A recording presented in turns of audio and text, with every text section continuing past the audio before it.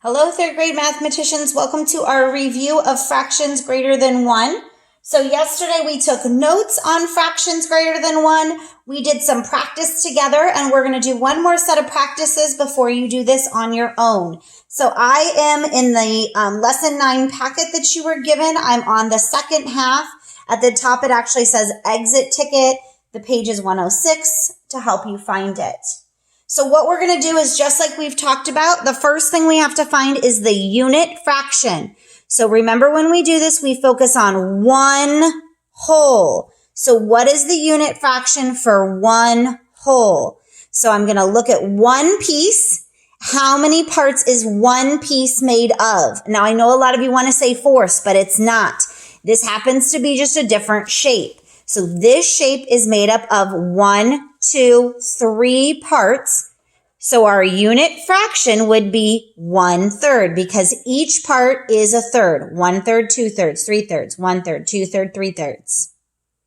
Now we count the total number of units shaded. So count how many are shaded.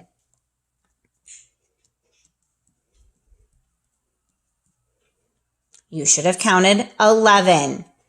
So our fraction that is shaded, there are 11 pieces out of 3 that are shaded. So this means that the whole is broken into 3 parts and 11 are shaded. All right, for this one, we're going to draw and shade units on the fraction strip. So we need to shade 4/3. I turn this back in to an actual fraction to help me visualize it. First thing we focus on, the denominator, which tells me 3. That means each whole is broken into thirds. So I'm going to break my first one into thirds and then my second one into thirds. After I've done that, I now shade 4 of those thirds. So I'm going to shade 1, shade 2, shade 3, and shade 4. So if I were also to say this, I would have shaded 1 whole and 1/3.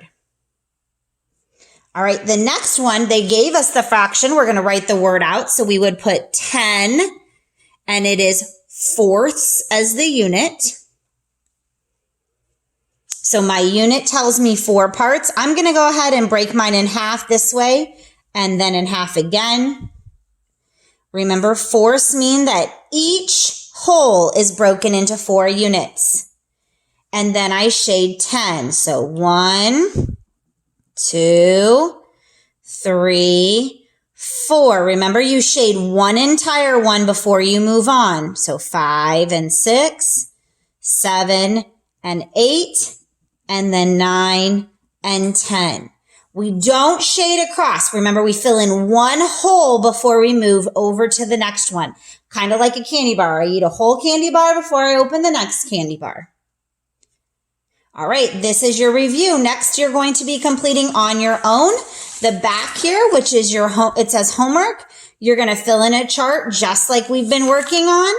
Then you're going to break apart your fraction strips and complete a word problem.